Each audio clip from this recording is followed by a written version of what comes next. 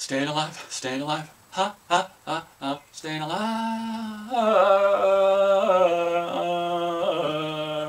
Hi, huge movie fanatic Nate, singing badly, coming at you with a review for, what's it called? Saturday Night Fever. And as you can see, I just recently acquired it, the DVD, the 25th anniversary DVD, for $2 at Half Price Books. Now, I don't think I'd ever seen this before, because why would I? But I saw this very handsome, well, quote-unquote handsome packaging in just a paper, you know, and I'm like, you know what, I've never seen this. This might be my time to see it. Obviously being familiar with it. So let's see it. So I just saw this like a couple nights ago. I don't think it was Saturday night when I watched it, but that would have been kind of cool. So it seems to me like the end and stuff when the kid's on the bridge and falls off, like it's familiar. I mean, I may have seen bits and pieces of it over the years on TV or something, but I don't think I've ever seen the full movie, which was fine, obviously, and still, yeah. So with no further ado, this movie came out 1977. I was probably, you know, I wasn't even a year old, but I was alive when this movie came out. I gotta tell you first off that I think, in my humble opinion, I mean, 70s very well could have been just the worst decade for fashion and so many things, in my opinion. So many things, I just think it was kind of like the, you know, coming out of the Vietnam era and shit. I think Vietnam fucked up more than just what it fucked up. I mean, I think I look at what the people are wearing in this movie, and yeah. So I don't know what I can say. I mean, we'll just say off the bat that just to get on with it as a review, that I was disappointed. I mean, obviously, it's a kind of a famous movie and this and that, and I guess I expected something from it. I don't know why. The best thing about the movie is I guess, in my opinion, is just some of the, you know, the dance numbers, which aren't as numerous as you'd think it is for a movie that's nearly 2 hours long. Kind of disappointing, and I was kind of disappointed with the end, thinking it was going to be this 15-minute dance-off, excuse me, or something like that, and it's only just like this, not even that big a deal. And anyway, long story short, I mean, I'm a country nature person, so I don't really like movies that take place in just slummy old shitty New York and with a bunch of idiots. To me, this movie is just basically about a bunch of idiots, and one of them's like, a couple of them are good like one guy and one girl's a good dancer, and that's all there is to it. I mean, they're just idiots. And unlike Rocky, where there's kind of like a payoff, there's work put into it, and there's a payoff at the end, in my opinion, there really isn't any payoff at the end of Saturday Night Fever. It's like, yeah, I'm a good dancer or whatever, but I don't know, I'm too unsure myself to like acknowledge it or do anything with it, so we'll do this dance-off competition where, you know, him and his girl dance, and then a couple of whatever Hispanics, whatever they call them, dance, and he's like, whoa, they're way better than us, and they win second prize, and Travolta and his girl win first prize, and it's just like he gives a prize to the Mexicans who he feels didn't get it just because they're Mexicans, and then they go off, and his friend falls off the bridge, and then he goes to the girl's house and is just like, let's be friends, and the movie's over. And I'm like, you know, I guess if you did the Rocky thing where it was just like,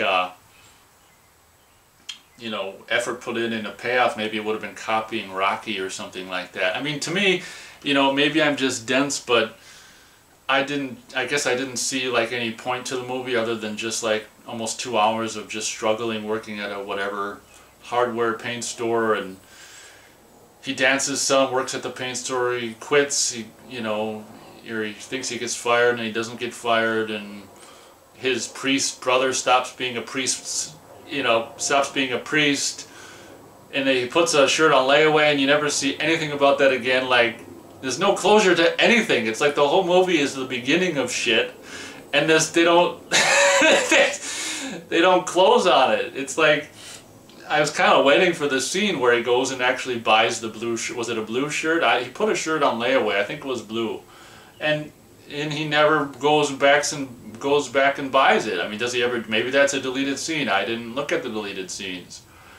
But, you know, there's just so many things, and I guess it's kind of like life where, I mean, not everything has closure, and there's not a purpose for, you know, everything, and there's no purpose for anything, but I guess I kind of felt like it was sloppy storytelling in a way. Like, if you're gonna have a guy put a shirt on layaway, have a little scene later on where he either cancels a layaway and goes and get the shirt. I don't know, it's just, call me picky, but shit.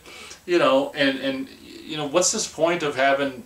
You have this priest, you know, this brother is a priest, and then he has a scene where he doesn't want to be a priest anymore, and the family is just, oh my God, oh yeah, Maya, like it's such a big deal, like it's just blasphemy. And then that's it. I mean, they don't do anything with it in the story. They don't, you know, have the priest guy kill himself, or it's just he stops being a priest. That's it. That's that plot point. No, you know, if you want to see him go and buy the shirt, you can forget about that. You know, there's this one kind of short, busty chick who's really sexy, who just likes him and wants to screw him, that he doesn't ever give the time of day. She even goes and brings all kind of condoms, and he doesn't even have to pay for condoms. She brings the condoms, and she just gives her the cold shoulder. Then at the end of the movie, she just to spite him after the big dance where they win the first prize, just to spite him, she like screws all of his friends in the back of the car, and then his friend falls off the bridge, and it's just that it's just like, what the you know what, shit. So I'm trying to think of stars right now for Saturday Night Fever. Obviously, I mean, you know, the best thing about the movie were obviously the disco dancing scenes, and I kind of like the photography and the editing. Like, so a lot of times they'll start dancing and the camera will just, like, I don't know, track to the side and up, or just do this really subtle kind of camera stuff. To me, there should have been more like dancing, and I think I was really surprised that the end scene where he's all like up in this get-up and stuff wasn't more epic. Like, I thought it'd be like a 10 or 15 minute dance scene or something, and it seemed like it wasn't even as long as that dance scene that he had done earlier, you know, where the dance floor was cleared and he was just doing his shit, you know. So it was just like, for me, it was just anticlimactic and really no reason for anything. I mean, I guess it was just a page out of these people's sorry ass lives and shit, but to me it's just depressing and that. So I'm trying to think of stars right now. I guess we'll go 1 3/4 stars for Saturday Night Fever.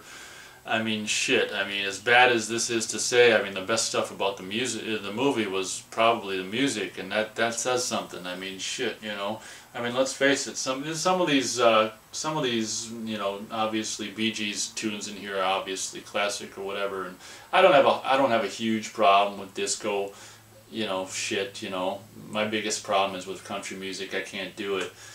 That's about the only music I can't do as far as I know. But I don't have a huge problem with disco because it's, you know, it's what you know, it's part of my generation, whether I'm not a disco dancer or anything like that, but obviously whatever. So 1 3/4 stars for Saturday Night Fever. It was just kind of a bad version of Taxi Driver. You know, Taxi Driver was at least kind of, you know, I don't know, had kind of some kind of it said something, I think, and at least had a good score and more of a kind of a cinematic style about it, whereas this is just, it's kind of like just a rip-off of Taxi Driver, you know, just a bad Taxi Driver. Bad clothes, bad accents. I can't stand these accents, and there's a huge plug for White Castle in this movie.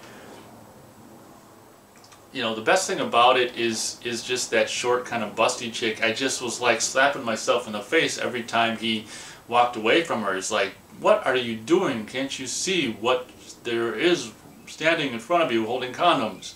All you gotta do is whatever. So the movie for me was just like, I was just slapping myself in the face. I don't know if you can still see the red marks, I'm just kidding. But Saturday Night Fever, there you go, 1 3/4 stars. I was probably, like I say, I was just several months old when it came out, not even a year old yet at the time, probably. I don't know when it came out, I mean what month of 77, but I would say if you stumble across this for $2 at Half Price Books, I don't know, unless you've really got nothing else to watch, maybe you should. I mean, I don't regret getting it. I'll keep it in case I wanna. Actually, I really don't know why I'm gonna keep it, but I guess the package is kind of cool. I don't know. And in closing, I've got enough time to show you. I mean, the 25th anniversary edition DVD is kind of cool. You got this slide out thing, and there goes the cover, and you got all these. You know, he had in the movie he had a bandage on his cheek, but in these pictures, he doesn't have a bandage on his cheek. In these pictures, and you know, look at him go. I mean, this shit didn't even happen in the movie, and that picture of him jumping in the air is so lame. It's awesome.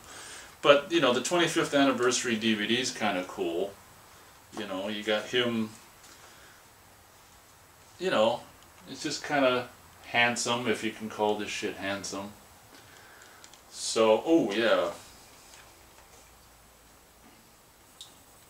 So that's my review of Saturday Night Fever. I mean, shoot, just depressing. I guess if you're in too good a mood, it's a perfect movie to watch if you want to come down from your happy mood. So thank you very much for watching.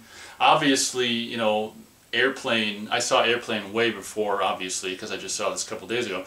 But you know, obviously Airplane does a much better and much more abbreviated Saturday Night Fever, the movie Airplane. You know, when I saw Airplane, I saw all the best stuff about this movie in, like, I don't know, how long was that scene? 3 minutes long?